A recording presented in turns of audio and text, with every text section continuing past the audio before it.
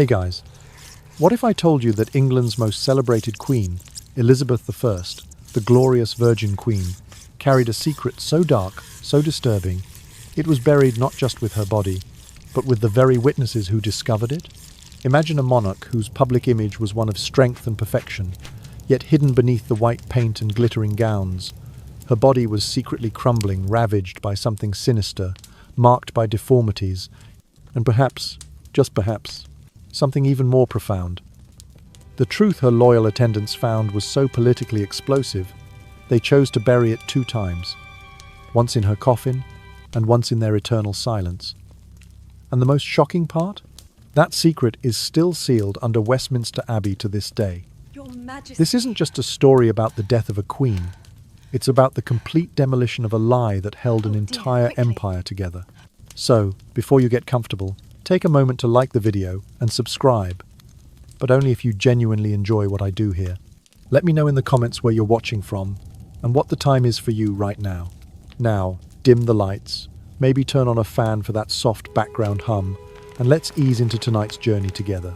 The year was 1603, and Richmond Palace lay draped in a hush so deep it felt almost sacred. Velvet draperies, heavy and dark as midnight clouds, shielded the chamber from the first pale light of dawn. One by one, the Queen's attendants, more than mere servants, truly devotees of a living legend, glided through that shadowed corridor, their footsteps soft upon the marble floor. They came not only to tend to a fallen monarch, but also to bear witness to the final mystery of Elizabeth I, the Virgin Queen whose name alone once bent the will of armies and courtiers alike. In that quiet hour, there were no triumphal drums to mark her passing, no cheering crowds to herald the end of an era. Instead, a profound stillness reigned, broken only by the gentle flicker of candle flames and the faint, rhythmic sigh of tapestry swaying in the slightest draught. Rumours had swept through the court like a sudden wind. The Queen was dead. Yet this death was unlike any that England's nobility had ever known. It carried with it a chill of the uncanny, as though the very air had learned to shiver in anticipation. The ritual began with careful hands reverently unfastening the silken robes of state, garments woven with threads of gold and encrusted with gems that once caught every ray of sunlight. The attendants moved slowly, almost in a trance, each motion deliberate and hushed. Then came the removal of the Queen's elaborate wig, its curls and coils pinned with jewels that had outlasted generations. As they unwound the last shimmering tendril, a scent rose up foul and sorrowful, as if the air itself had turned against them. It was the odour of decay, a putrid reminder that beneath the veneer of royal opulence lay something far more sinister.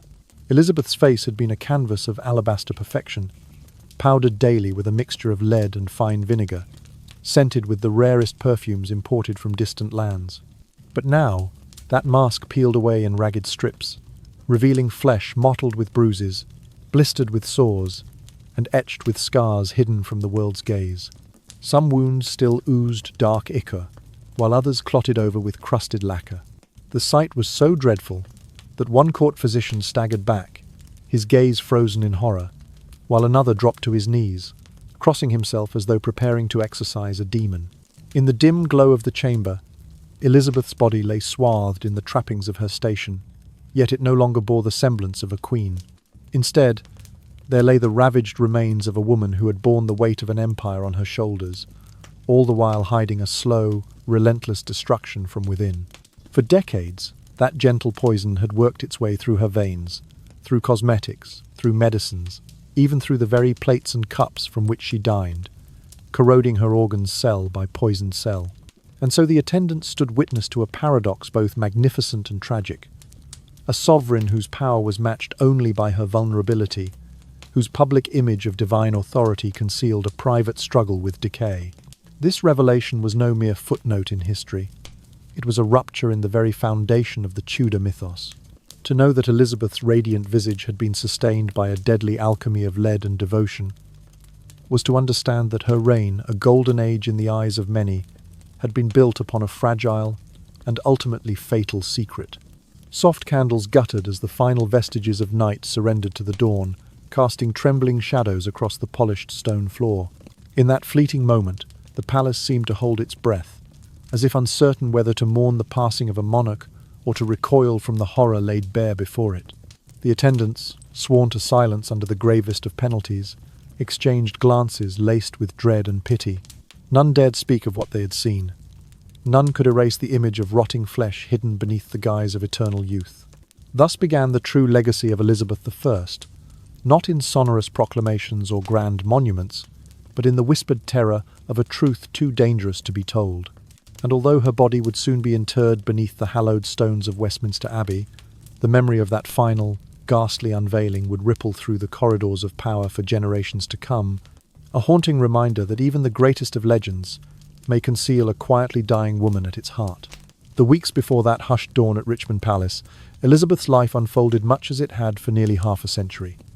Grand banquets under crystal chandeliers, laughter echoing through pillared halls, and her own graceful smile lighting every face turned toward her. At those ornate gatherings, she moved among her guests like a dream of warmth and poise, never once suggesting that her body was growing frail beneath the layers of silk and satin. She accepted goblets of spiced wine with the air of one who had never known weakness, and she conversed softly yet with authority that hushed even the most boisterous courtiers. Yet, within the swirl of music and candlelight, a subtle change began to take shape so imperceptible at first that few dared to name it. Elizabeth would sometimes refuse the velvet chairs offered to her. She would stand instead, pale hands folded at her waist, her gaze drifting to the painted walls as though she saw only shadows within their ornate frames. At other moments, she would clasp her arms behind her back and insist she could not lie down, murmuring in Latin phrases that no one in the room recognized. The attendants shared hushed reports of those strange utterances, fragments of ancient prayers, cryptic invocations, as though the Queen was summoning or answering voices hidden beyond the veil of this world. Her eyes, once bright with regal command, began to glow with an unsettling redness, the veins at their corners darkening whenever she forced herself to smile or to speak.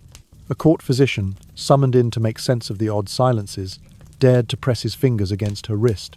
At that touch, Elizabeth's jaw clenched so tightly that her knuckles whitened, and in a voice both brittle and defiant she whispered, "I will not yield." Then, as though the mere act of standing proved too great an effort, she faltered, shouldering a weight no one could see, and swayed toward the corner of the hall. Head bowed, she trembled like a leaf caught in a sudden gust, her gaze fixed on some distant point beyond the painted sky above the frieze. Fear spread among her ladies-in-waiting. They spoke in soft confidences, their words hushed as if the very walls might overhear. Was this the work of poison? Had some jealous hand slipped a slow-acting toxin into her goblet? Or was it madness encroaching upon a mind that had known dominion and control for so long? Whispers drifted through the outer chambers of the palace, carried by zealous courtiers eager to glimpse a fissure in the veneer of invincibility. And yet, for all the conjecture, no single cause could be teased from the tangle of symptoms. There were days when Elizabeth granted audiences, her voice steady and measured, delivering decrees that shaped the course of nations. On those occasions, she wore her regal mask so well that even the most suspicious observer would have believed her to be in full health. But once she had retreated behind closed doors, her composure dissolved. She would pace the length of her private galleries, her fingers trailing along tapestries depicting triumphs of earlier sovereigns, as though seeking strength from the woven heroes of the past. In those solitary wanderings, she muttered words of defiance, sometimes glimpsed in the mirror catching her crown's glitter and her face's pallor in the same reflection. The courtiers debated feverishly. Some insisted that Elizabeth's endurance was the last bulwark against foreign intrusion, that any admission of frailty would embolden enemies who had long envied her reign. Others urged that the Queen retire temporarily, that she rest and recover, but no one dared present such counsel directly. To challenge her in that moment, to suggest that she was anything less than iron-willed perfection, would have been to invite her wrath. All the while, Elizabeth suffered in silence. Every refusal to sit, every shuddering step, every incomprehensible Latin whisper testified to a struggle no crowned head had ever laid bare. The weight of her own expectations pressed upon her chest, constricting each breath until the act of drawing air became an effort in itself. She had borne the burdens of statecraft, religion, and war with such dignity that her people believed her immortal. But this invisible malady, this relentless unravelling of mind and body, tore at the very foundations of that belief. At night, she would lie awake in her canopy bed, eyes wide open, watching the shifting shadows of the draperies as if expecting them to move on their own. When attendants dared to check on her, they discovered her sitting upright in the gloom, hands clasped, lips moving in silent hymns. She spoke of distant voices calling her by name, of secrets waiting in the hush, and of a final battle she must fight alone. No comfort of prayer or the ministrations of her physicians could still the tremor in her limbs. Thus, as the weeks waned toward that fateful morning in spring, it became clear that Elizabeth's greatest enemy was not any foreign army or palace intrigue, but the slow erosion of her own flesh and spirit. The Queen, who had refused every proposal of marriage to rule as England's steadfast bride, now faced a solitariness more profound than any lover's absence. Her body, once adorned with the finery of monarchs, weakened under the weight of hidden suffering, and her mind, for all its brilliance and resolve, faltered under the strain of fears she could neither name nor banish. In those dimly lit corridors of Richmond, the legend of Elizabeth I met its mortal test. The courtiers could only watch in fearful awe as the sovereign, who had never known defeat, wrestled with an unseen force more potent than any enemy at her gates. It was a silent tragedy, unfolding beyond the triumphal arches and gilded tunings of the realm, a testament to the vulnerability that even queens must one day face. And in that fragility lay the true heartbreak of a reign once thought imperishable. Thus, in the hushed moments that preceded her final hours, the Virgin Queen stood upon the precipice of exhaustion and defiance, her legacy poised between the glitter of legend and the quiet ache of her fragile, human frame. When the Queen's remains were finally brought to the antechamber prepared for her last rites, the atmosphere was thick with whispered urgency. The procession had been arranged in such secrecy that only a handful of the most trusted attendants even knew which corridor would lead to the chamber where Elizabeth's body lay awaiting its final preparation. Walls draped in deep crimson velvets muffled every sound, as if to guard the hush that had settled over Richmond Palace. The faint glow of lanterns cast long, wavering shadows across the polished stone floor, illuminating tarnished mosaics that told of triumphs long past. First, the attendants moved with deliberate solemnity to remove the trappings of royalty.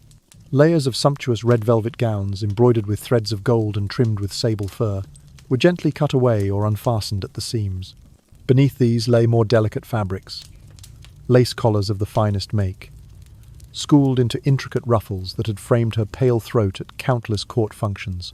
As each garment was eased aside, the weight of centuries of protocol seemed to lift, if only for a moment, from the still form upon the bier. Next came the unpinnings of the elaborate wig that had once crowned her head, its intricate coils dotted with gems that caught what little light filtered into the room. Pearls, diamonds, and rubies, symbols of virginity, power, and prosperity, were carefully unhooked and placed in small, velvet-lined boxes, while silken locks, stiffened by layers of starch and scented pomades, were gently unwound. The lone attendant tasked with this delicate operation inhaled sharply when the wig came away, revealing the powdered canvas beneath, now cracked and mottled. Then the soft, shimmering silk sheets that had cocooned her body were drawn back.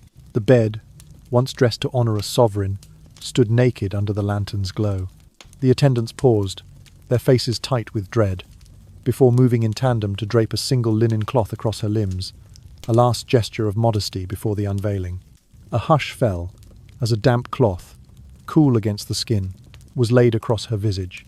The familiar mask of white lead paste applied daily over more than 4 decades began to crumble at the edges, peeling away in jagged strips like ancient wallpaper, leaving behind a hidden wall of brittle, discoloured plaster. Under that mask lay a visage unrecognizable to any who had known the Queen as a vision of youthful absolutism. Her once ivory complexion had surrendered to the merciless decay of toxins. Bruise, like patches, mottled her cheeks. Swollen blisters had burst to reveal raw, oozing flesh, and where the skin had split, a glistening sheen of pus shone under the lantern light. As the mask fell away, so too did the final barrier between the Queen and the attendants' horror. One court physician, his quill poised to record the grim discoveries, shuddered and nearly dropped his parchment. Another, overcome by the grotesque sight, sank to his knees and crossed himself, mumbling a prayer against the plague of sins he felt he had unwittingly inherited. Others stood frozen, their hearts pounding in throats that dared not utter a sound. But the revelations did not end at her face. The attendants discovered wounds along her chest and abdomen scars that had been crudely bound with strips of linen at some hidden point in the past, now stained dark with the thick, muddy blood of old infections. Her torso bore the imprint of battle against her own flesh, areas where flesh had rotted away, leaving ragged openings that invited both revulsion and pity. One could almost trace the path of her suffering, from collarbone to navel, in the jagged map of lacerations and abscesses. Beyond the superficial injuries, the underlying devastation was even more profound. Lead, ingested daily through cosmetics and medicinal tinctures, had seeped into her bloodstream, laying siege to every organ in turn. Her liver, once thought to be the wellspring of vitality, had hardened like a stone touched by fire, shriveled to a fraction of its rightful size, and darkened to a coal-black hue. The kidneys, too, were reduced to brittle, calcified remnants, devoid of their once fluid currents. Those who dared examine the remains of those organs recoiled, their gloves stained by the ashen residue left behind. In the corner of the dim chamber, a small brazier burned, sending wisps of smoke toward the low, vaulted ceiling. Some attendants believed its incense might purify the stench of rot, but the odor of decay, sweet, metallic, and undeniably human, clung defiantly to every surface. A second physician knelt beside the Queen's feet, stroking a greying beard as he attempted to steady the quill that trembled in his hand. His notes, later sealed in the royal archives, would refer only to uncommon pallor and evidence of chronic malady, a euphemistic cloak to cover the horror they had witnessed. One by one, the precious trappings were laid aside. Jeweled rings slipped from swelling fingers. Ornate bracelets that once jangled with regal energy were loosened, and the crown itself, its arches of gold and filigree, was carefully lifted away and set upon a velvet cushion. Each piece was catalogued with clinical precision, yet none could mask the tragedy of their owner's demise. When the final sheet of linen was drawn over her body, a silence settled as profound as that which had greeted her during life. The attendants formed a slow procession out of the chamber, their footsteps echoing in hollow resignation. Beyond those walls, the palace would soon resume its ceremonies. Mournful dirges, liturgies commemorating the Virgin Queen's reign, and proclamations extolling her virtues. Yet inside that stark room, they knew the truth of what her glittering public image had obscured. A sovereign undone by the very apparatus of her own power, a woman who had hidden her mortal frailties behind facades of beauty and strength, only to become a victim of her relentless pursuit of perfection. Thus, in the hush of that chamber, far from the eyes of the court and the annals of history, Elizabeth I was stripped not only of her garments, but of the myth she had so meticulously nurtured. She stood, in death, as a silent witness to the ruin that unchecked pride and the burdens of an empire could inflict upon even the mightiest among mortals. And though her body would be laid to rest beneath the sacred stones of Westminster Abbey, the echo of her final unveiling would linger, a murmur of caution for generations yet to come. The moment the shocking news reached the Privy Council, an unspoken dread settled over Whitehall like a thick fog. A royal decree of absolute silence was issued before the ink on the council's record could even dry. No mention was to be made of anything but the Queen's triumphs and her unassailable glory. In the grand tapestry of court life, every stitch that hinted at her mortality was to be unravelled and cast aside. Lanterns swung gently in the antechamber. Corridors as armed guards, steel at their belts and steely resolve in their eyes, were posted outside the chamber where her body lay in state. Their presence, a silent sentinel, warded off curious courtiers and wayward rumour-mongers alike. Within hours, the Queen's most devoted attendants were quietly reassigned to distant estates and foreign embassies. Those who had once fussed over her every gesture were sent to the borders of Scotland, to the bustling docks of Portsmouth, even to the quiet monasteries of Cornwall. Each departure was cloaked in plausible errands, urgent missions, diplomatic errands, health retreats, yet beneath the surface lay a darker purpose: to keep those with first-hand knowledge far from the palace gates. Meanwhile, high-ranking officials of the realm were summoned in secret. Letters arrived in elegant script, sealed with the royal cipher, warning that any breach of this silence would be considered treason, the ultimate betrayal of crown and country. The decree was not born of simple vanity alone. Elizabeth I was more than a monarch. she embodied the very soul of Protestant England.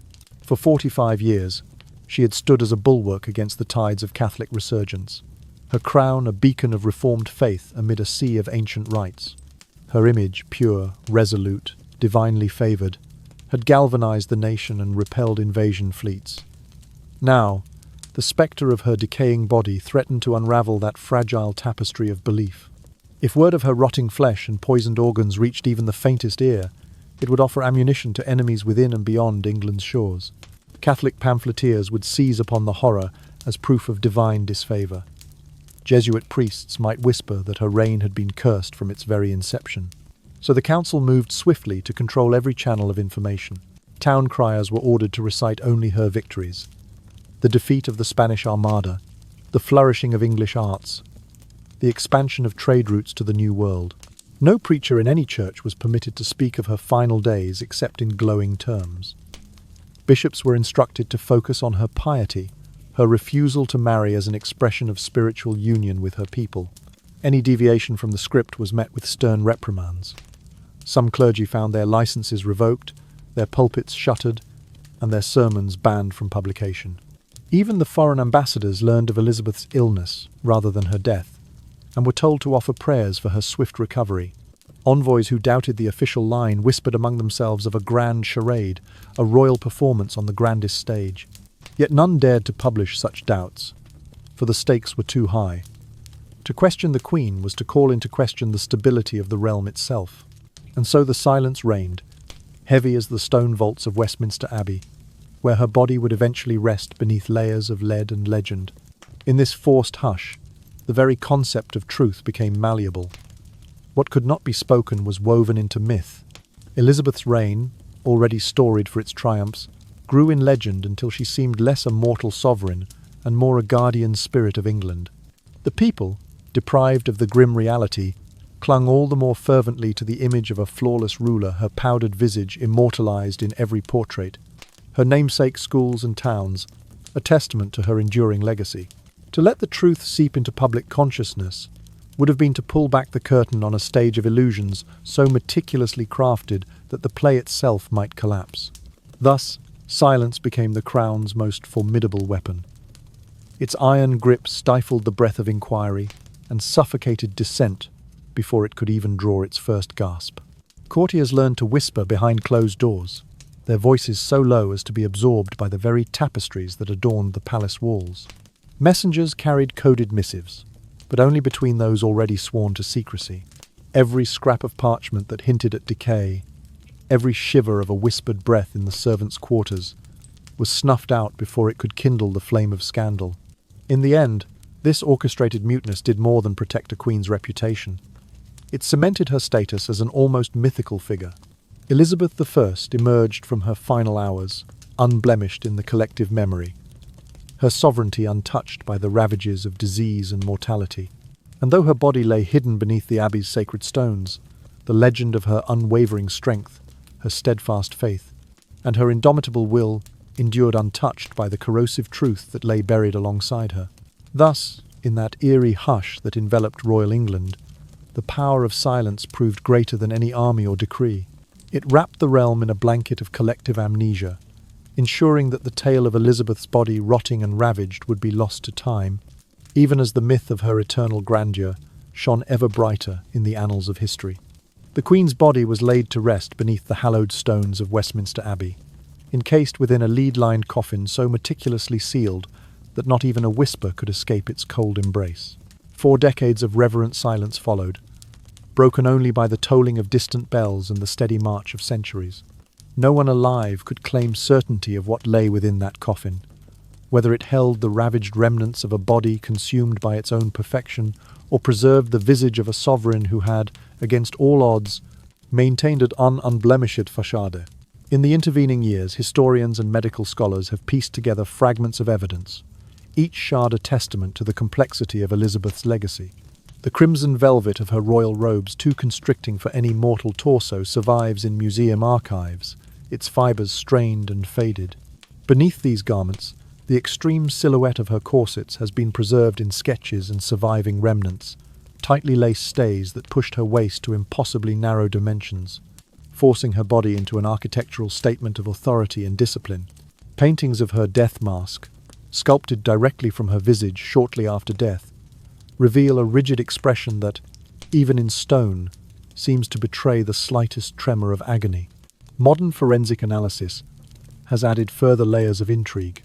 Microscopic particles of lead carbonate, once the principal ingredient in the pale makeup Elizabeth wore daily, have been detected in surviving swatches of her linen petticoats and in trace amounts on the surface of her hairpins. Such findings confirm what the physicians of her court only whispered behind closed doors, that the Queen's beauty regimen was, in effect, a slow-acting poison.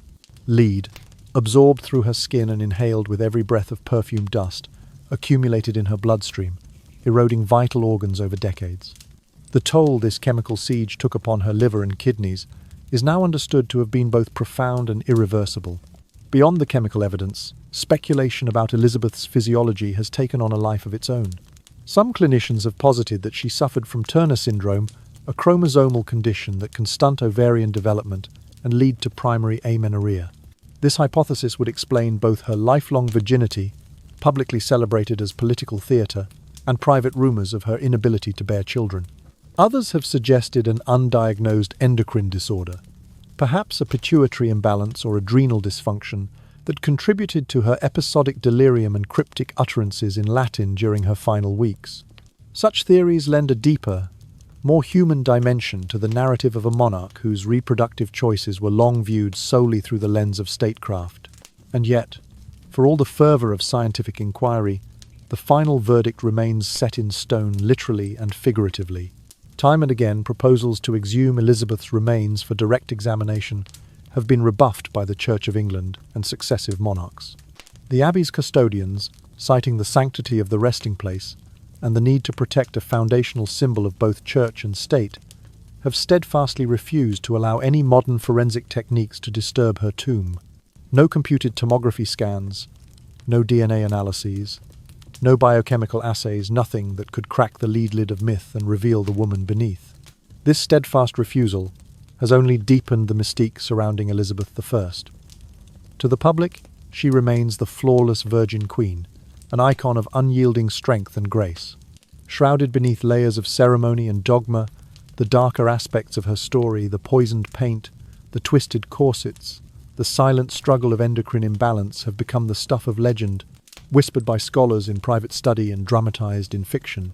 Her reign, so often celebrated for its brilliance, now bears the patina of tragedy, a narrative of power bought at the cost of personal suffering, of a body and spirit sacrificed to uphold an ideal. Thus, the legacy of Elizabeth I endures as an exquisite paradox. She is, on one hand, the immortal figure of Tudor glory, undefeated by foreign armadas, venerated as the spiritual champion of Protestant England, and celebrated as the golden heart of a young nation. On the other hand, she is a tragic heroine whose mortal shell was ravaged by the very trappings of authority she once commanded so effortlessly. The Abbey's cold stones guard the ultimate secret, concealing the physical evidence beneath layers of dust and devotion. In the hush that blankets Westminster, her story lives on in those silent corridors, an everlasting reminder that even the greatest legends may conceal their darkest truths. And so, Elizabeth I rests, both honoured and haunted, her eternal rest unmarred by the mortal wounds that lie locked away, hidden from the eyes of a world that chose to remember her only in the brilliance of her crown. When the unofficial autopsy commenced, the air in the secluded chamber grew so frigid, it felt as though the very breath of the physicians crystallized upon the walls. The royal surgeons, bound by solemn oaths that threatened death for any word of what they would witness, entered one by one, carrying only what they must. Oil lamps, whose flickering flames cast trembling shadows, a collapsible trestle table draped in rough linen, and an array of polished instruments so meticulously sterilized that each reflected a pinpoint of light in the gloom. None spoke more than a whisper, and even those murmurs carried the weight of dread that had settled upon their hearts. First, they turned their attention to the Queen's liver.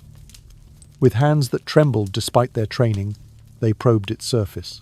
What should have been soft and pliant was instead hard as flint, its colour a coal-black hue that no healthy organ could possess.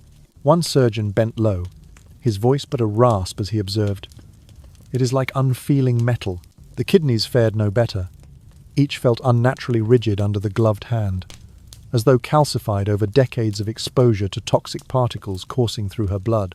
When at last they prepared to open the abdominal cavity, the scent that greeted them was surreal. A cold, metallic tang, sharp and fleetingly sweet, intertwined with the pungent rot that clung stubbornly to the silk sheets beneath the body. As the blade traced a careful incision through layers of muscle and tissue, the echoes of its slide seemed impossibly loud.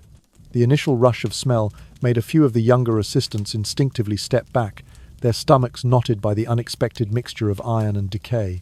Deep within the hollow of her spine, where the sacrum met the lumbar vertebrae, the surgeons discovered something that defied all their experience.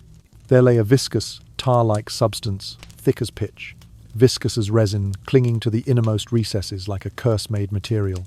It resisted every attempt to scoop it into a vial, stretching and snapping in grotesque filaments as though alive. One brave physician, his resolve cracking, lifted a trembling finger to touch it, only to jerk his hand away when the gummy fluid oozed between his gloved digits. It left behind a dark stain that nothing erased. In hushed terror, another surgeon retrieved a small chalkboard and a stub of white chalk. With a hand that shook so violently the letters wavered like a mirage, he scrawled, "Substance unknown." The words hung on the board like a death knell. No name, no classification, just the stark admission of their ignorance. Outside the closed oak door to the chamber, the Queen's most faithful attendants knelt in fervent prayer. Each beat of their silent pleas felt like a hammer against their chests, as though they believed by their supplications they might stave off the transgression they were unwittingly complicit in. They had been told only that the Queen had died of some mysterious malady. None were informed of the horrors awaiting beneath the linen wraps. To admit that the body of England's greatest monarch was subject to such indignity would be to unleash a scandal so vast it could topple dynasties. Yet inside that quiet room, the surgeons understood the truth far better than any courtier. The tarry substance was a testament to something they had long suspected. Years of daily application of lead-based face powder, scented balms, and medicinal potions infused with heavy metals had covertly poisoned the sovereign's body. Lead, they knew, was insidious. Its particles permeated every cell, migrating from dermis to bloodstream, from organ to organ, until the body itself became a repository for the very death it tried to conceal. The viscous fluid might be the final residue of this slow accumulation, a noxious amalgam of bodily fluids and metallic toxins that defied natural decomposition. As they catalogued each grim detail, the surgeons could not escape the weight of their betrayal. They had sworn ultimate secrecy, yet the very oath they upheld now felt as though it bound them to the concealment of a crime against nature itself. For all their medical expertise, they were powerless to reverse the damage done by the Queen's trusted cosmetics and remedies. The lead-laced pastils that once granted her that ethereal pallor had exacted their cruel toll, turning her skin into a graveyard for living cells. One by one, they withdrew from the chamber, leaving behind only the faint echo of their steps and the stubborn smear of unnameable fluid. The body remained, cloaked once more in linen, awaiting its final interment. No record of the autopsy would see the light of day beyond these walls. Every note and sketch was consigned to locked chests and buried in the vaults of the Privy Council. The knowledge of what they had uncovered, the rigid organs, the tarry sludge, the irreversible corrosion wrought by a regime of powder and potion, was smothered beneath layers of protocol and fear. The silent covenant that bound them in death as much as in life persisted, even as the world outside the palace walls went on in ignorant exuberance. The people would continue to celebrate Elizabeth's triumphs, her steadfast defence of the realm, and her self-fashioned image as the Virgin Queen.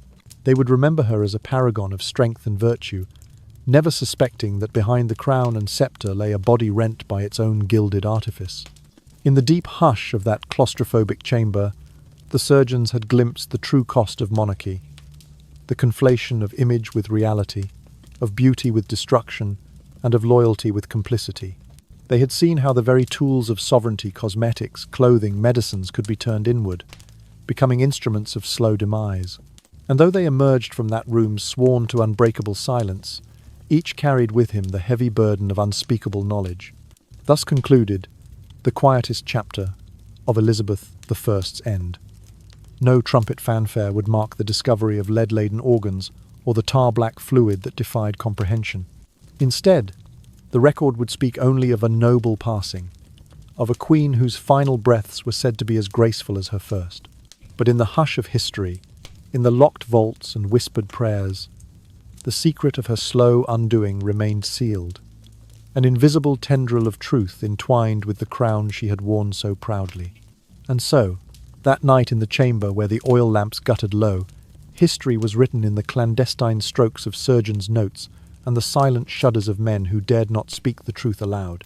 The body of Elizabeth I would rest undiscovered in her leaden coffin, her final legacy preserved in myth, even as it lay entombed in unholy decay. Since ascending the throne, Elizabeth had embraced her own carefully crafted image with a devotion bordering on obsession. Her daily ritual began before sunrise, in chambers perfumed by exotic essences. First came the face paint, a lead carbonate paste, ground to a pure white fineness, mixed with scented vinegar to soften its consistency. With a gentle brush, she would apply layer upon layer, each coat a barrier between herself and the world, a mask of unyielding perfection. Pearls of perspiration would gather at her hairline, only to be gently dabbed away, the underlying skin already succumbing to the corrosive effects of the heavy metal. Next, she would choose her perfume, often a tar of roses or jasmine, but always spiked with musk, extracted from long-extinct animals, and compounded with substances whose names were known only to the apothecary's inner sanctum.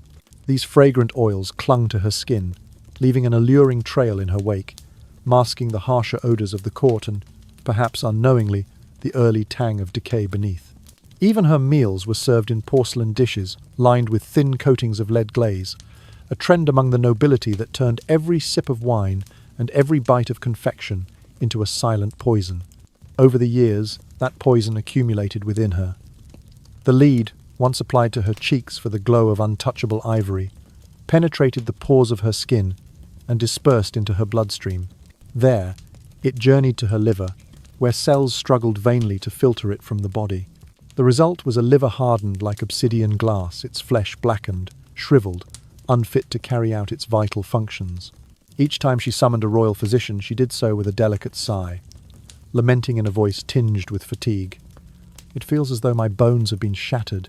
But the doctors, bound by the limits of their era's medical understanding, could offer only nebulous diagnoses of consumption or general decline, attributing her malaise to the burdens of sovereignty rather than the elemental toxins she carried within.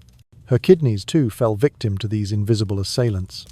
Rendered brittle by the ceaseless assault of heavy metals, they could no longer purify her blood as nature intended. Instead, they calcified, forming rigid nodules that caused her spasmodic, agonizing pains, sharp as daggers, twisting her midsection in the dead of night. Courtiers who witnessed her sudden pallor would whisper behind her back, speculating bouts of fever or conspiratorial poisoning by enemies of the crown. Yet in truth, the enemy was none other than the very cosmetics she had come to see as essential to her identity.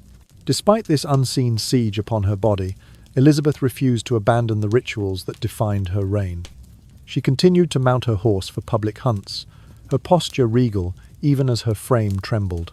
High in the saddle, she appeared every inch the warrior queen hair bleached to near white by powders, eyes lined with kohl to frame that pale mask. She issued edicts that shaped nations, awarded titles to loyal dukes, and pronounced judgments in the Privy Council, her voice steady and clear, betraying none of the agony coiled within. In the privacy of her chambers, however, the reality unfolded differently. She would grip the arms of her chair until her fingernails bit into the carved wood, her knuckles turning white from the effort to appear unaffected. A favoured lady-in-waiting might catch her stepping away from the window in a sudden spasm of pain, pressing a trembling hand to her abdomen as if to hold herself together. But words of suffering were a luxury she could ill afford. Any admission of weakness, she believed, would shatter the myth of her indomitable will, a myth that must endure if England were to remain steadfast under her command. During times of heightened tension, the threat of invasion, the rumblings of Catholic plots, Elizabeth's personal agony, became yet another layer in her tapestry of stoic resolve. She would cloak her discomfort in poetry or witty repartee, diverting attention with anecdotes of courtly intrigue or jests about her own age. In letters to trusted confidants, she sometimes allowed a fleeting honesty, that her limbs felt weighed down by invisible chains, or that her head ached as though hammered by unseen hammers. Yet even these private admissions were veiled in the language of royal decorum, denying her household any practical means to address the root cause. Her pride, that most regal of qualities, proved to be her greatest isolation. She could not bear the thought of revealing an ailment to match her royal stature. The idea that her body might betray her imperially was intolerable. Thus, she refused deeper examinations or extended convalescence. Physicians were instructed to treat only the surface symptoms, soothing poultices for her aches, gentle tonics to revive her spirits, and to keep her maladies confined to medical journals that would never see the light of day. In choosing this path, Elizabeth enacted a silent tragedy. She transformed her own body into a laboratory for death. Each gesture toward maintaining her public image, each application of lead paste or scented balm, sealed her fate a little more. The very elements that elevated her to living iconography, the smooth, pale canvas of her skin, the hypnotic fragrance that announced her presence, became instruments of her undoing. And yet, she persisted, ever determined to remain the eternal queen in the eyes of her people. By the time the slow poison had achieved its inexorable work, Elizabeth's strength was but a flicker in the dimming candlelight of her remaining days. The courtiers who had once vied for her favour now watched in hushed apprehension, unsure whether to offer assistance or to stand back and witness the final act of a monarch who had made her vanity a weapon as lethal as any sword. In those moments, the irony of her reign, her triumph built upon the very tools of her destruction, stood starkly revealed in the silent chambers where her legacy and her mortality converged, and where her unwavering pride became the last tragic testament to a sovereign undone by perfection itself. Amid the array of festering wounds that bespeckled her body like a map of hidden afflictions, the royal physicians uncovered something far more unsettling.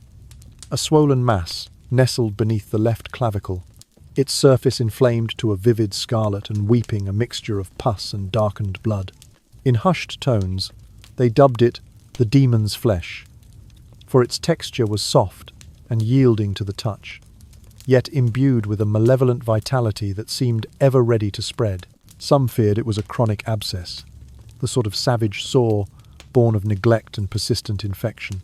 Others, braver in their speculation, whispered of a malignancy cancer, a term scarcely uttered in the medical lexicon of Elizabeth I's era.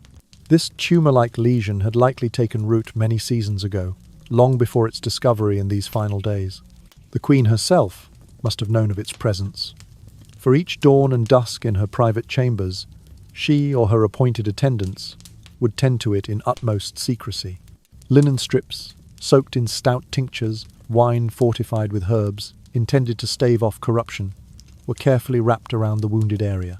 Under the dim glow of a single oil lamp, the task was performed swiftly, so as not to betray the Queen's vulnerability to any passing courtier. Needle and thread worked in practiced silence, binding the poultice-laden cloth to her skin, while the Queen pressed a single finger against her lips in a gesture of absolute discretion.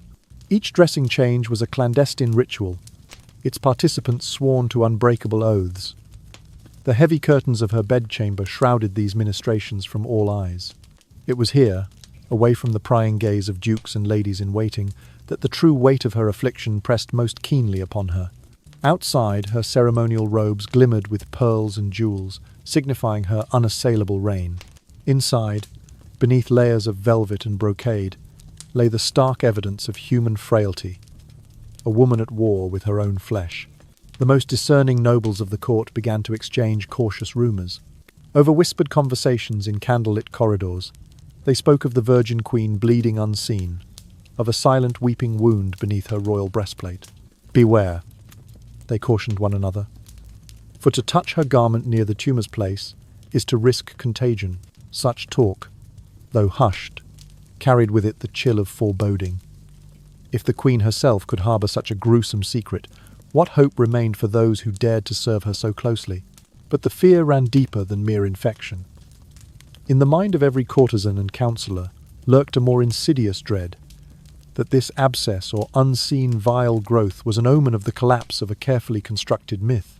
Elizabeth I had ascended the throne as the embodiment of indomitable spirit, her virginity a symbol not only of chastity, but of political singularity. She had vowed never to marry, ruling instead as the bride of her realm.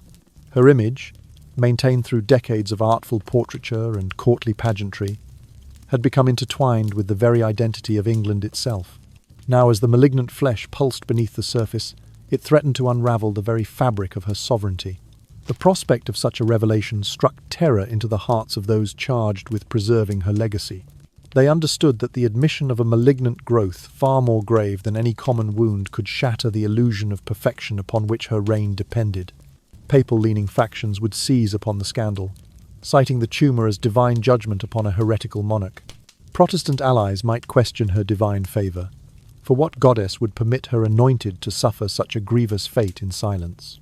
Thus the doctors, bound by the Queen's will and the strictures of royal decree, recorded their observations in cryptic passages within the court's medical registers, veiling their true meaning behind terms like malignant humours or chronic corruption. No public record would reveal the developing foulness that seethed beneath her immaculate exterior.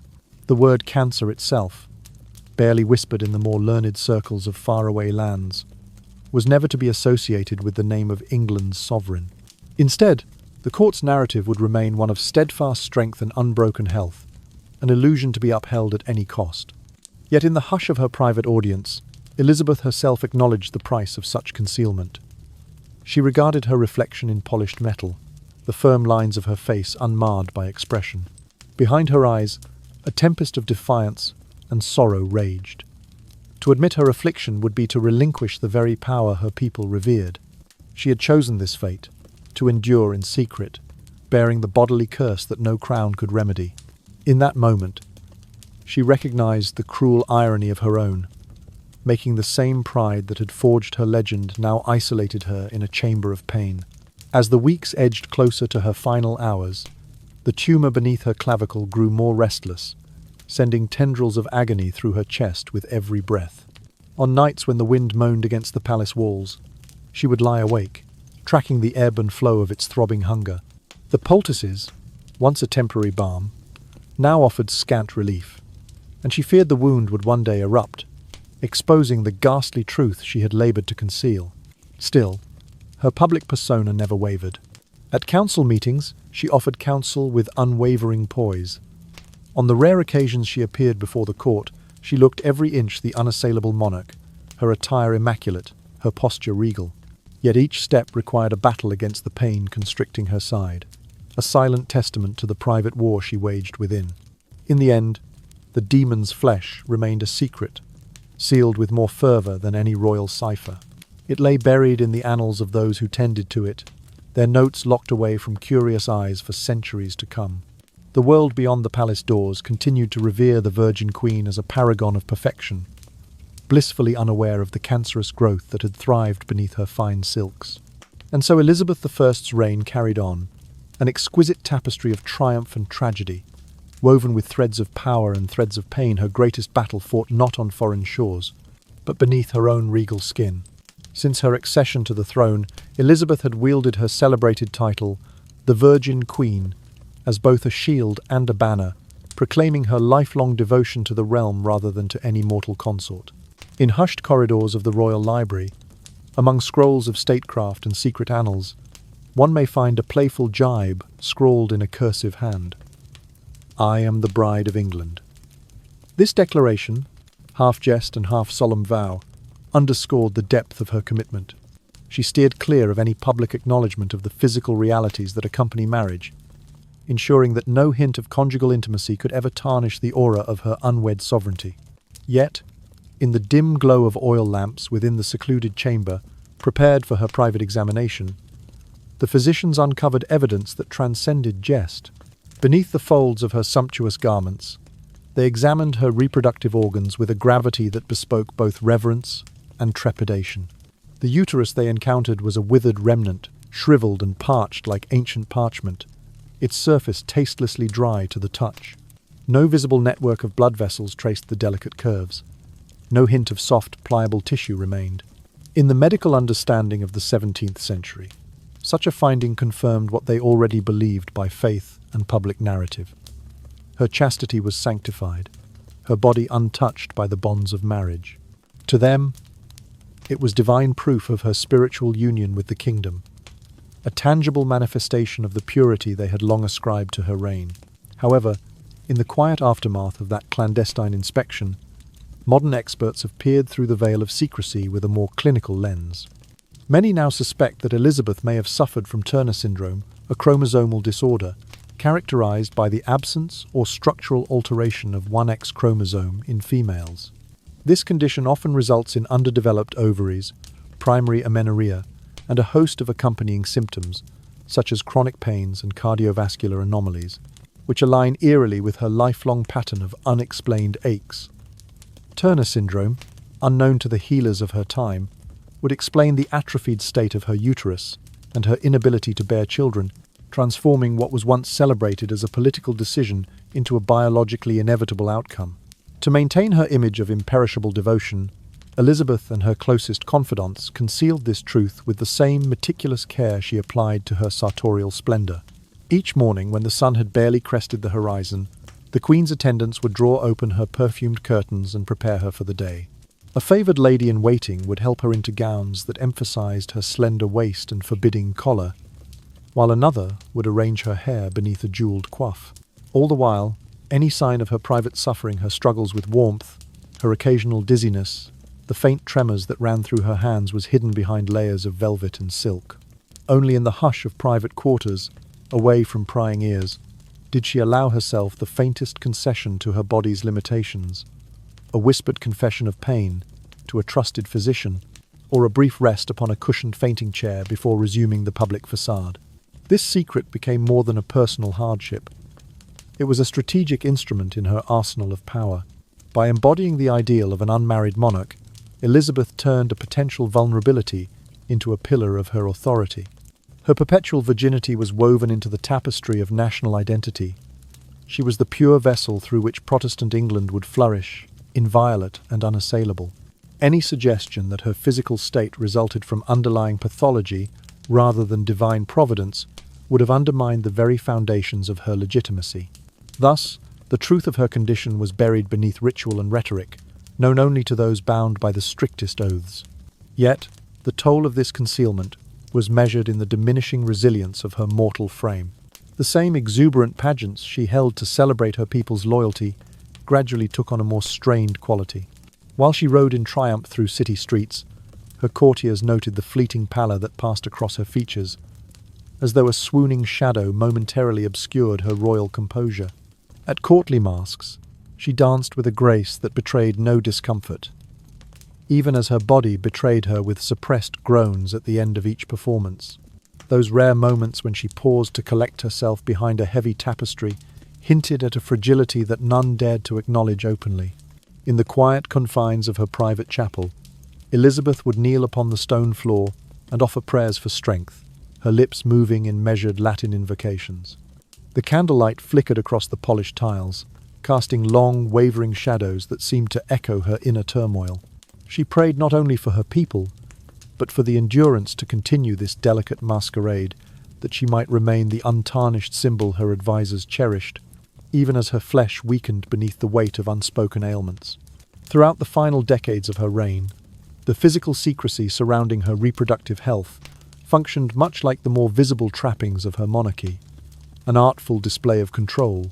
To acknowledge her corporeal limitations would have been to admit that even sovereign power could be subject to biological decree. Instead, she transformed her body's silent rebellion into an emblem of steadfast devotion. In the grand halls of Whitehall and in the whispered confidences of her court, the Virgin Queen reigned, undiminished, her personal afflictions eclipsed by the radiant myth she cultivated. Thus, the hidden truth of Elizabeth's anatomy lay buried beneath layers of lead-based cosmetics, scented oils, and the austere dignity of her public persona. It was a secret kept not only behind locked doors and secret registers, but within the very fabric of her identity as monarch. And in the hushed aftermath of her passing, when her body was finally interred beneath the cold stones of Westminster Abbey, that secret remained entombed with her, a personal tragedy concealed beneath the veneer of a legend that would endure for centuries.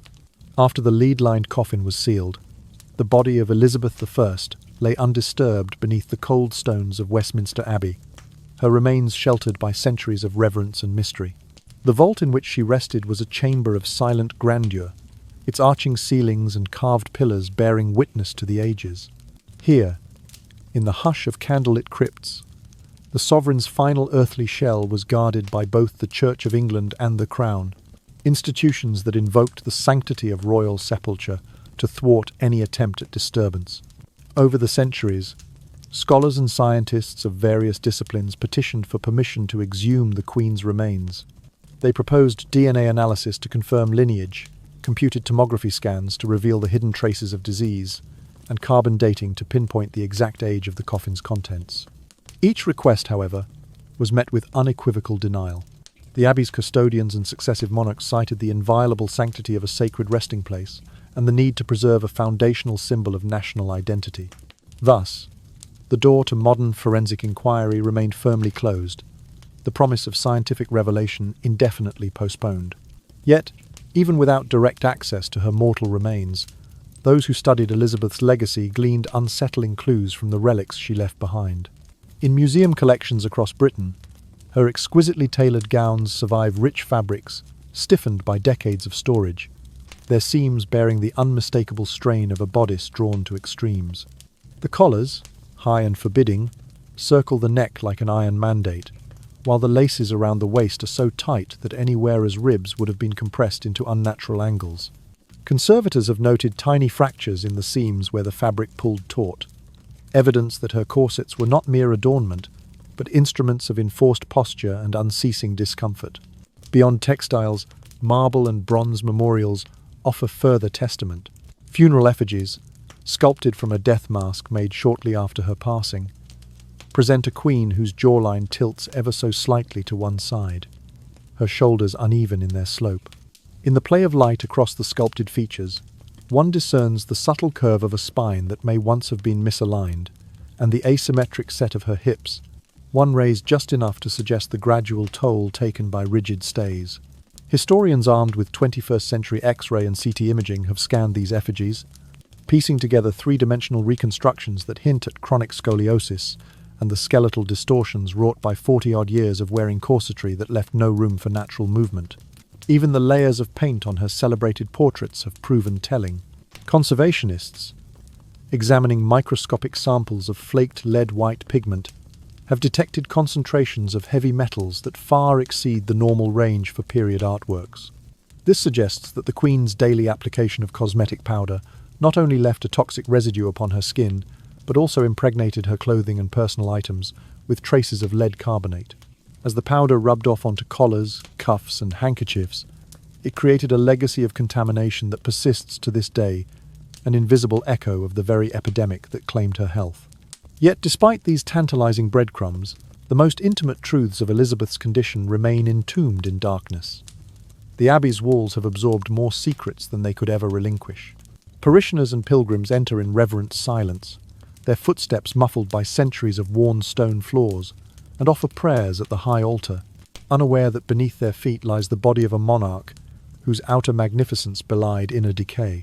Rumours persist, whispered among the scholars of obscure corners, that a secret chamber holds letters between Elizabeth and her physicians, describing symptoms veiled in arcane medical jargon. Others claim that fragments of her original death mask, thought lost, remain hidden in a private collection. Yet no parchment has ever surfaced, no shard of bone has ever been tested. The secret of her demise, whether by lead poisoning, by the crippling embrace of her corsets, or by the unknown malignancy concealed beneath her garments, endures as the ultimate taboo. In the absence of conclusive evidence, the legend of the Virgin Queen strengthened, unassailable in its perfection. The image of Elizabeth I as an untouchable icon of power and purity was perpetuated in every edition of the authorized history of England, in every schoolchild's primer, and in every grand depiction on stage and screen. Even as the world around her shifted, new dynasties rising and falling, revolutions fermenting, empires expanding, the legend remained constant, a fixed point in the ever-turning sphere of history. Yet behind that gleaming myth lay the melancholy truth of a woman defended by lead and lace, who triumphed over enemies both foreign and domestic, only to be undone by her own regimen of beauty and duty. She had transformed her body into a testament to statecraft, each constrictive garment and every layer of powder a strategic choice in the theatre of monarchy. But in so doing, she sacrificed her own well-being, her organs reduced to brittle relics, her skeleton gradually bent by the ceaseless pressure of showmanship. Now, as the centuries slip by, the Abbey stands as both mausoleum and monument, an enduring shrine to the paradox of Elizabeth I. Pilgrims leave their offerings upon the stone floor.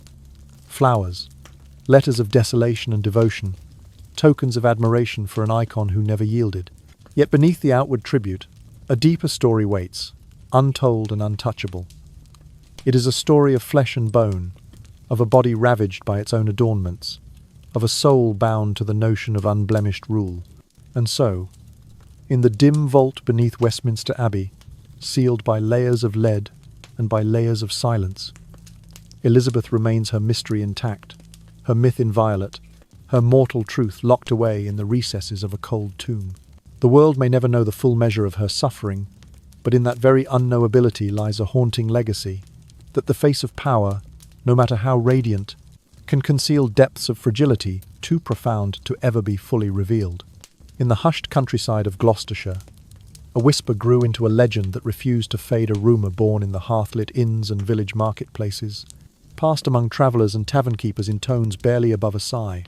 It was called the Bisley Boy theory, an eerie speculation that seemed spun from the very mists that curled around the rolling hills.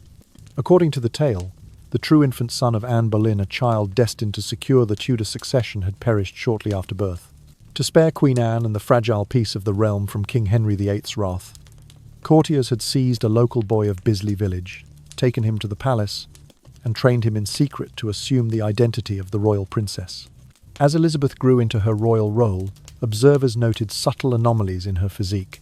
In taverns near the Forest of Dean, patrons spoke in low tones of the Queen's unusually long arms for her slender frame, of ribs that flared more than any noblewoman's, and of hips that seemed narrower than was natural for a woman of her station.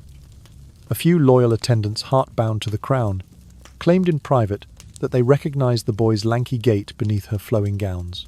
They recalled how the princess's legs had always seemed too long for her torso, as though she had been nurtured on tales rather than milk, on intrigue rather than maternal warmth. Secret letters, encoded in cipher by anti-Tudor nobles, circulated among foreign embassies, insisting that at least 2 servants who had prepared her for burial had stood speechless before the coffin. In their silence, they had felt an unspoken dissonance in the Queen's form, as if nature itself had recoiled at the sight. They were sworn to secrecy on pain of death, yet their hushed testimony survived in the margins of burned ledgers and in the iron-rich soil where clandestine graves once lay. Mainstream historians were quick to dismiss the Bisley Boy theory as folly, an exotic footnote penned by conspirators and the desperate. Yet the impenetrable secrecy surrounding Elizabeth's funeral rites lent the story an enduring gravity. Personal diaries of her closest attendants vanished without a trace. Official records recorded only her virtues and triumphs, never her mortal vulnerabilities. The Queen's lead-bound coffin lay sealed beneath Westminster Abbey, a monument to both devotion and denial. Court painters, striving for regal accuracy, nonetheless captured Elizabeth with subtle androgyny. In oil upon oak panels, her jawline sometimes appears too square, her shoulders too broad, or her stance too unyielding, hinting at skeletal proportions at odds with those of her female predecessors.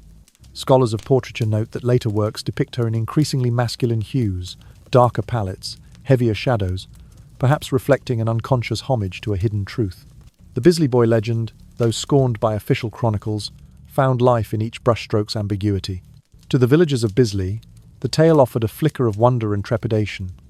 That a simple boy might have slumbered in the cradle meant for royalty, his blood sacrificed to the altar of political necessity. To the courtiers, it was a cautionary whisper.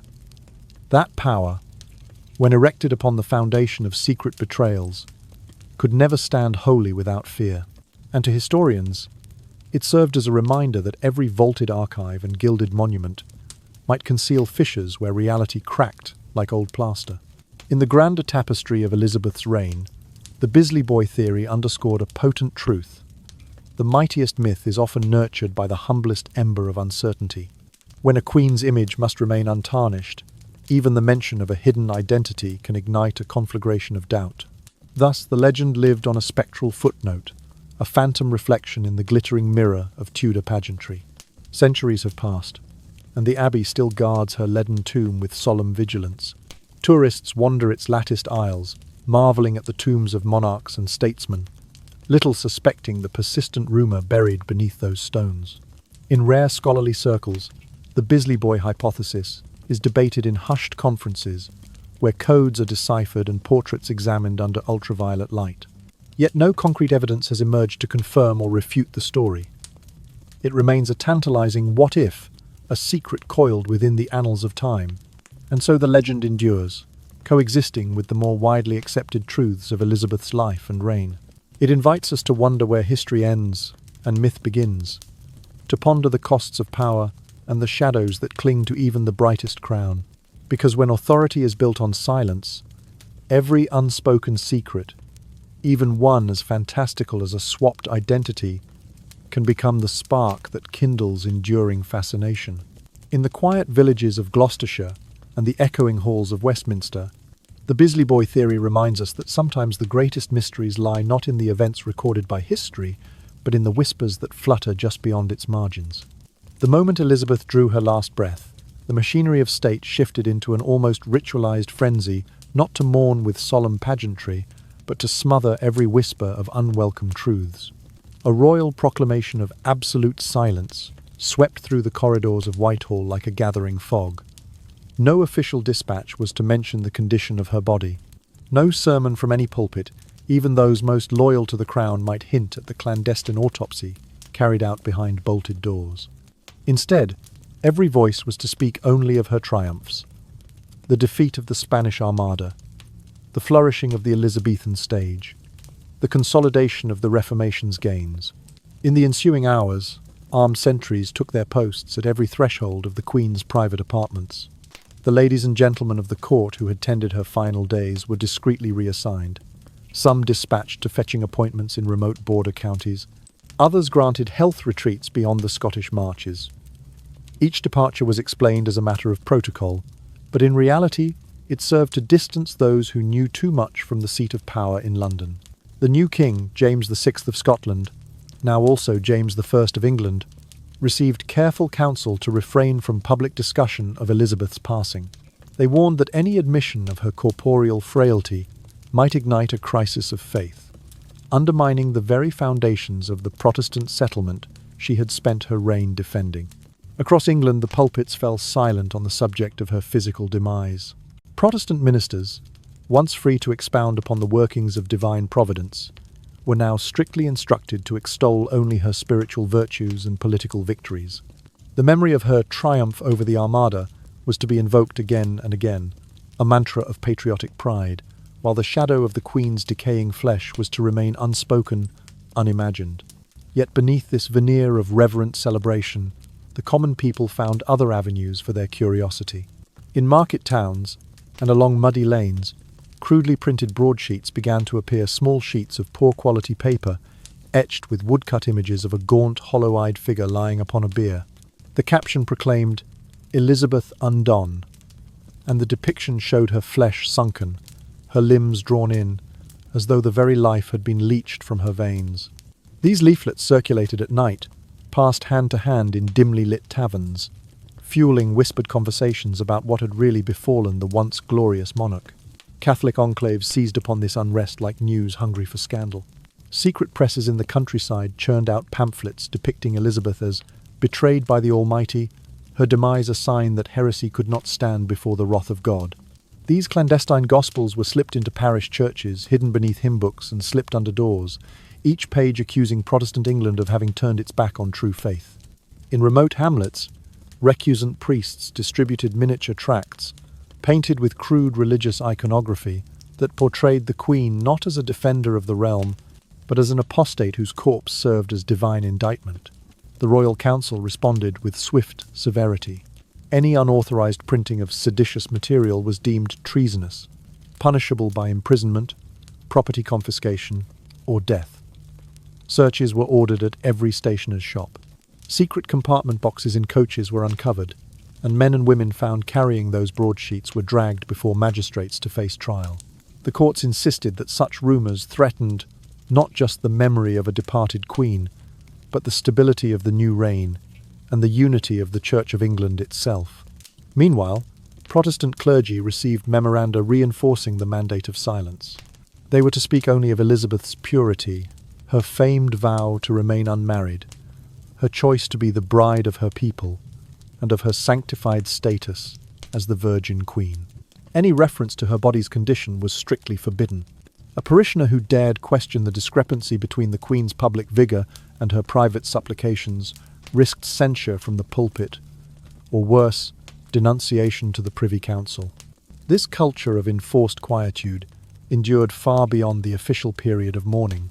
Gossip persisted in the shadows, passed along with furtive smiles and knowing glances, but the public record remained steadfast in its silence. The Queen's funeral oration read from a lavishly illustrated book omitted entirely her final illness or the horrors uncovered by her physicians. Instead, it lauded her as a miracle of providence, her reign a golden thread woven through England's destiny. Over the decades that followed, the policy of silence became a sort of sacred tradition. Historians of the next generations found themselves hampered by a dearth of official testimony about Elizabeth's last days. The chroniclers who penned her biography relied instead on courtly eulogies and authorized letters that spoke only in lofted praise. The very absence of candid accounts fueled a persistent fascination. If the records said nothing of her suffering, then perhaps the truth lay in the very gaps they left behind. In time, the policy of silence itself became part of her legend. To question Elizabeth's perfection was to stray into forbidden territory, a space consecrated by royal decree and ecclesiastical authority. The idea that the body of a queen, an icon of divine favour, could decompose in secret was too unsettling for a nation built on the twin pillars of monarchy and reformed faith. Thus, the hush that settled upon Whitehall in those urgent hours of royal transition became an enduring shroud, preserving the myth of Elizabeth's invincibility even as her flesh lay in ruin beneath the Abbey's stones. In the quiet that followed, one thing remained constant. The people of England continued to celebrate the victories of the Virgin Queen, to recite her triumphs in song and speech, and to teach her story to their children. Through their loyalty, the power of silence proved more formidable than any sword or sermon.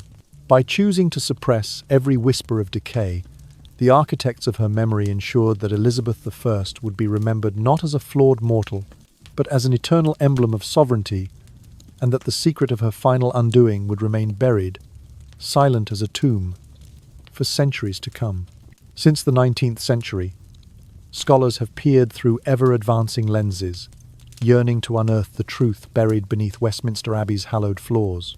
Historians, paleopathologists, and forensic researchers have repeatedly petitioned for permission to exhume the lead-lined coffin of Elizabeth I, proposing a range of modern analyses: DNA sequencing to confirm her lineage, computed tomography scans to reveal skeletal anomalies, and chemical assays of her bones to measure heavy metal burdens. Each time, their entreaties have been met with the same immovable response from both the Church of England and the Crown: a solemn refusal grounded in the sanctity of royal interment and the inviolable dignity of a monarch's final resting place. Unbowed by these setbacks, some scientists redirected their efforts toward the relics that did surface.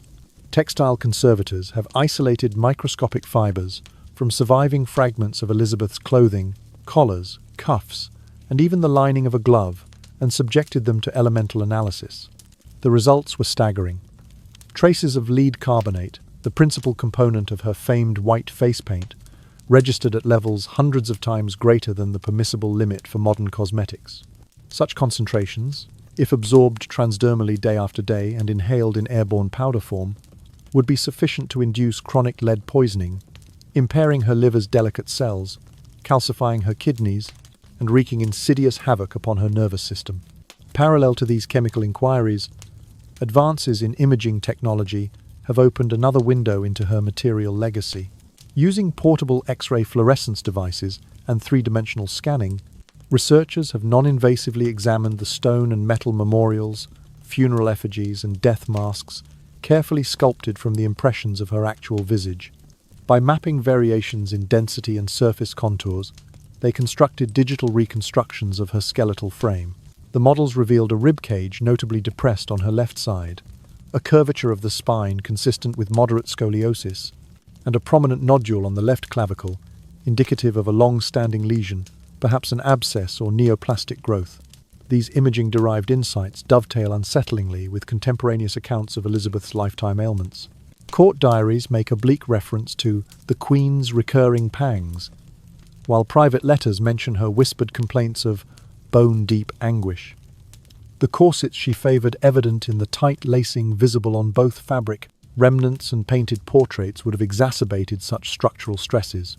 By binding her torso into an unnatural posture, the rigid stays forced her spine into a compensatory tilt and compressed her thoracic cavity, likely aggravating the uneven strain on her ribs and organs.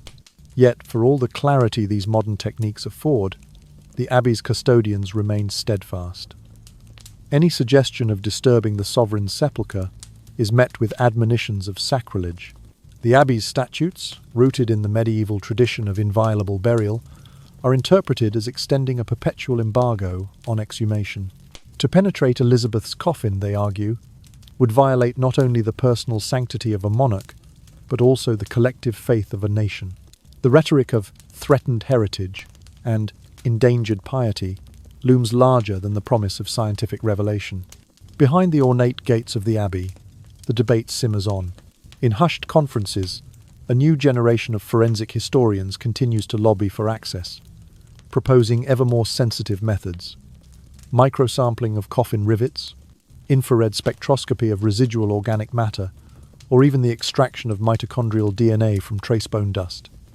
Yet each gambit is rebuffed in the name of tradition. The spectre of turning a sovereign's tomb into a laboratory is too alarming, too fraught with political and theological repercussions. As a result, the enigma of Elizabeth's final decay remains suspended between myth and medicine. On the one hand is the robust legend of a virgin monarch whose steadfast resolve preserved England from foreign fleets and domestic strife.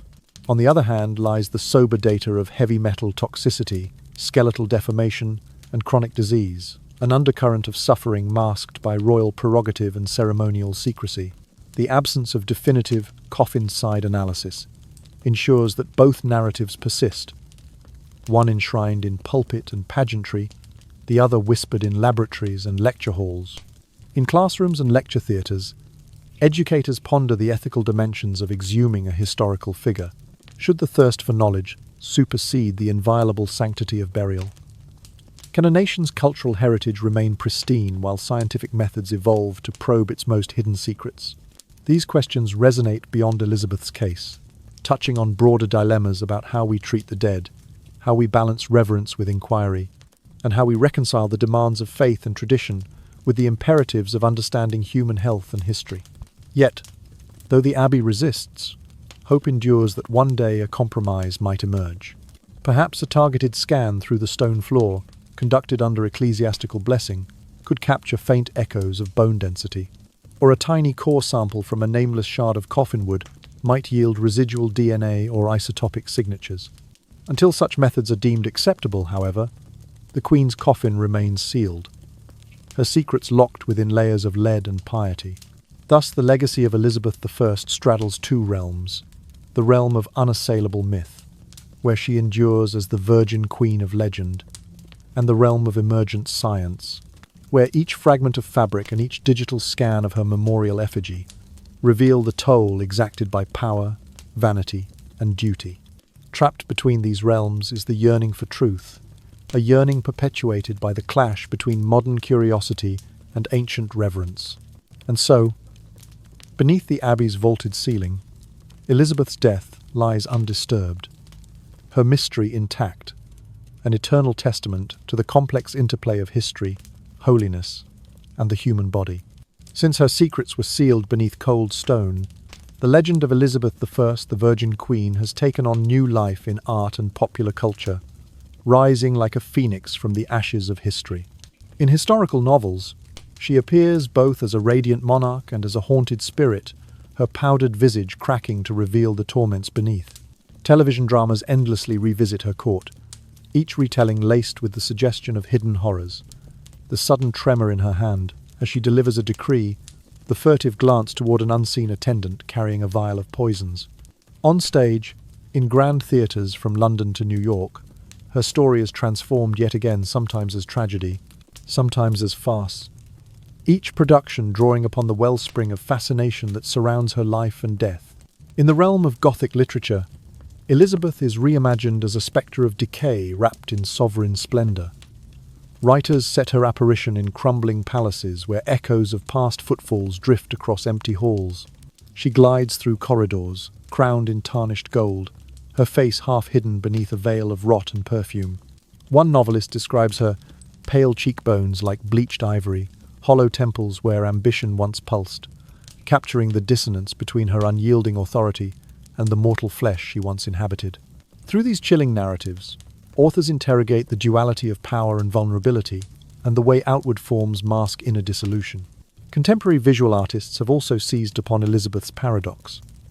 In galleries, dimly lit so as to mimic candlelit chambers, installations unfold that strip away her iconography layer by layer. Paintings depict corsets carved into flesh, pastel powders that bleed into toxic drips on the canvas, and gold crowns morphing into skeletal helms. One renowned painter invited viewers to walk beneath a suspended synthetic corset, shaped like a constrictive ribcage, to feel the pressure and the claustrophobia that defined the Queen's daily existence. Each brushstroke and construct piece questions the relationship between image and essence, between the glittering facade of authority and the scars it hides. On the stages of the West End, the musical Lead and Blood has become a sensation. Under ghostly spotlights, actors reenact the secret autopsy, the Queen's anguished whispers, the surgeon's hushed terror. The score swells with mournful strings as the chorus laments, "Beneath her crown, the roses rot," and the lead actress, her voice lilting with sorrow, sings of the crushing isolation that accompanied her reign. Audiences emerge in stunned silence, as though waking from a dream, carrying the quiet ache of a sovereign undone by her own myth. Meanwhile, the worlds of rock and metal have embraced the macabre lure of the rotted Queen to soundtrack disillusionment and rebellion. The concept album, Poisoned Crown, unfolds across 13 tracks, each song a chapter in the Queen's bedroom drama of decay. Guitars shriek with distortion, mirroring the ripping of leaden curls from her scalp.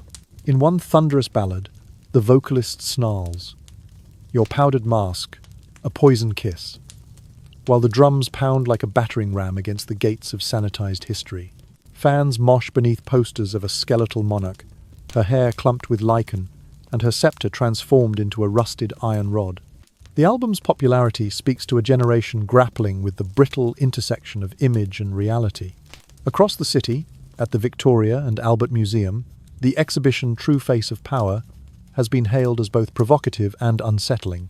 Within the grand halls, visitors encounter vitrines displaying replicas of her death mask, rendered in translucent resin that seems both fleshly and spectral. Beside them lie genuine corsets so tight their boning has creased the fabric into deep, unyielding lines. In a glass case, fragments of lead-based face powder are arranged like crystalline dust, each speck a testament to centuries of vanished beauty rituals. Wall labels pose the question, is power beauty, or is beauty the instrument of power? Attendees are invited to try on lightweight replicas of Elizabethan collars and feel the pressure on their throats. They can peer into magnifying viewers at a high-definition photograph of an embroidered sleeve, where tiny beads of dried blood still cling to the seams. A sound installation loops whispered lines from court physicians' secret notes, words like metallic tang, calcified organ, demon's flesh. The voice is too quiet to comprehend fully, but their tone unmistakably fearful. In academic symposia held alongside the exhibit, art historians and medical scholars debate the many incarnations of Elizabeth's image. One professor argues that these interpretations allow us to confront the uncomfortable truth that the bodies of those in power can be both symbols of invulnerability and vessels of demise. Another suggests that the Queen's enduring cultural presence reflects our collective fascination with the limits of human endurance. Across these varied mediums, literature, stage, music, and museum, the legend of Elizabeth I persists, reimagined and refracted through modern sensibilities. What was once a carefully curated public persona has become a layered palimpsest of horror, beauty, and inquiry. The Trin Ne Huang lives on not only as a paragon of Protestant resolve, but also as an enduring emblem of the tension between the grand narrative of power and the private narrative of suffering. And so, in whispered conversations at barroom bars, and in the echoing galleries of world-class museums, the question remains, can the face of power ever truly be known? Or will it always be, like Elizabeth's, half concealed behind a mask of intrigue and decay? In the hush that follows each performance, each artwork, each listening of a metal anthem, her legacy flickers once more, demanding that we look beneath the crown if we dare, and yet reminding us that some secrets, like the darkest truths of her demise, may remain forever just out of reach. And so, as our tale draws to a close, let us slow our breathing with the rhythm of candlelight flickering softly against the walls of that ancient abbey. Imagine the heavy stones settling into silence, the vestiges of lead and velvet gently muffled by the passage of centuries. In this quiet, allow yourself to drift, carried on a current of whispered truths. For though we have wandered through corridors of power, we end here, in a sanctuary of peace. Our story, at its heart, reminds us that even those who stand at the pinnacle of greatness are still human, fragile vessels of flesh and bone, subject to the same fears and sufferings that touch us all. It teaches that perfection, however gilded, can hide the deepest wounds, and that true strength often lies in embracing our vulnerabilities rather than concealing them. In the fading glow of Elizabeth's legend, we find an invitation to extend compassion not only to monarchs of history but to everyone around us, recognizing the hidden burdens each soul may carry. And so, as the final echoes of our narrative slip away like the last tendrils of mist at dawn, let us carry forward its gentle lesson, that empathy illuminates even the darkest secrets, and that authenticity, though it may tremble, ultimately bestows the greatest grace. In this soft hush, may you feel the weight of pretense easing from your shoulders, replaced by the calm assurance that truth, when met with kindness, can heal and transform. Now, let the memory of crowns and corsets, of leaden masks and whispered legends, dissolve into the quiet folds of your mind. Picture the stone floor corridors drifting away, replaced by the velvet warmth of your own peaceful refuge. Each breath you take carries away a little more of the day's cares, leaving in their stead a gentle embrace of rest. Sleep, dear listener, with the knowledge that you are more than any facade you present, more precious than any tale spun of power or myth. May your dreams be gentle, free from the weight of hidden burdens, and may you awaken refreshed by the truth that your worth requires no mask. If you have found solace or fascination in our story tonight, we invite you to join our growing community. Subscribe to our channel to be the first to discover more tales that blend history's mysteries with the soft glow of reflection and wonder. New videos await, each crafted with care to inspire, to comfort, and to transport you to worlds both ancient and intimate.